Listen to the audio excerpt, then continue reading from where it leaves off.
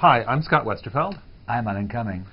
And we're here to talk about the audiobook of the third part of the Leviathan trilogy entitled Goliath. Give us an idea of where the last book ended and where this one picks up. Right. Of course, at the end of Behemoth, they'd accomplished their mission, and everybody was back on the Leviathan, and you thought we were going to head back to Europe. But instead, orders were received, and the Leviathan is being sent off to some mysterious destination in the east.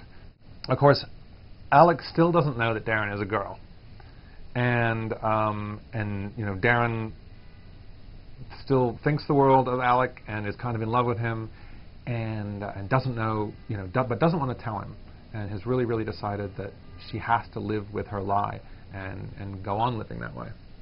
So how is Goliath different from the first two books? The biggest change, really, or the biggest difference in terms of the reading, is there's a new facet to the story. I mean, there's still lots of adventure, lots of characters that go around the world, there's conflict, battles, all those things, but also there's a new kind of thing happens in this book. Which you don't want to give away. Oh, you do? Romance. But there's some very lovely, tender moments between Alec and Darren that were very unexpectedly tender. And also, of course, when you're doing a book that's part of a trilogy, it's all careering towards a climax. Right. So certain things that have been planted throughout the other two books are now all coming to fruition. Do you think the fans will have a sense of closure with this book? Yes, there's definitely a sense of closure. There's definitely a sense, in many ways actually, but like all good endings, it's also got possibility for new beginnings as well. So there's that. There's a ... element to it, which I like. Was there a particular scene of Goliath that was particularly difficult to prepare for or to record, or a scene or a character who was particularly difficult to do? Well, there's a few scenes where there's lots of people talking at once. I mean, not talking at once, but talking in one big conversation, and of various ages, accents, and sexes. And those scenes, much as I love those, they're quite hard. They're quite hardcore because you want to keep the energy of the flow of the music of the conversation going, but also you're going from, you know, Count Volga talks like this, into like, you know, well, Mr. Prince Alexander. That's Elena. Adela St. Rogers. Yeah, Adela St. Rogers sounds like. So there's things, and then, you know, and Miss Dr. Barlow is going to be, yeah, and then it's that's quite difficult when loads of people are all talking to each other, because you could. It's just also part of the whole thing is to keep the energy of the story going whilst the dialogue's happening. So when you do a voice that you haven't done in a while, like you haven't necessarily heard that voice or spoken in that voice for a year, how do you keep it the same? When I'm about to come to a character that's been in the play, in the book before, then they very kindly in the control room give me a little audio file. Right. Usually, occasionally they aren't there.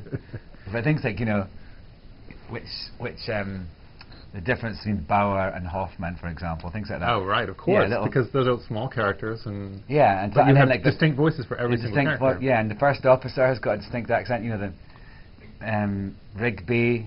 All these these are people I have to look up. Yeah, you know, when I go back and search the old files. Much the same sort of thing, except you're just to, you know, hear how they sounded in your head for when you write them, and I've got to hear the sounds because I've got to voice them.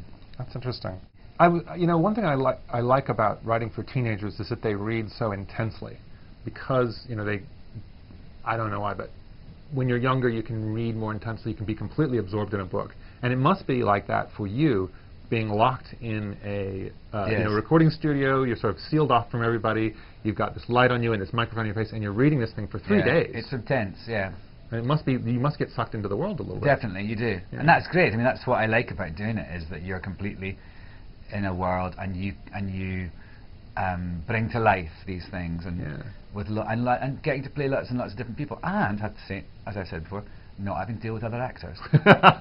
When you started the final story, when you started Goliath, did you know what was going to happen? Was it this yawning kind of?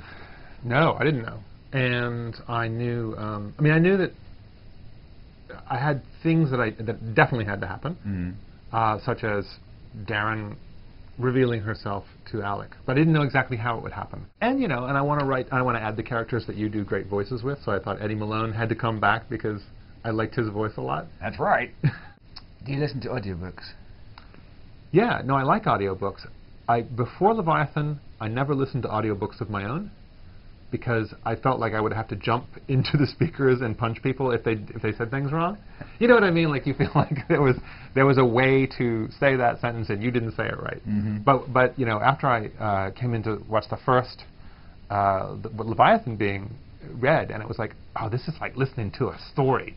This is like great. And and after that, I think I like audiobooks better because of having seen you work, actually. But when you're listening to me being fabulous, is it hard for you to stop being the writer and connecting to when you wrote it or what's happening next, or is that part of the story being told? Can you sit outside and actually get involved in the story? Yeah, I mean that's what I feel like when I listen to Leviathan for the first time. That's the first. I don't think I could read my books again.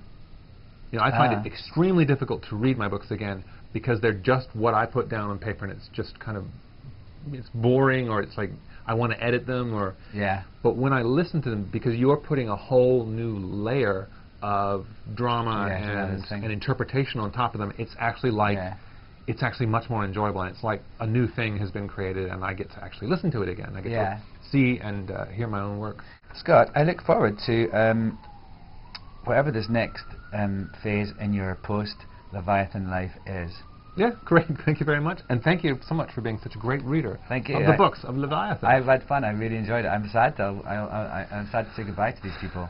Oh, well, hopefully you get to play Volgar in the movie. There we go.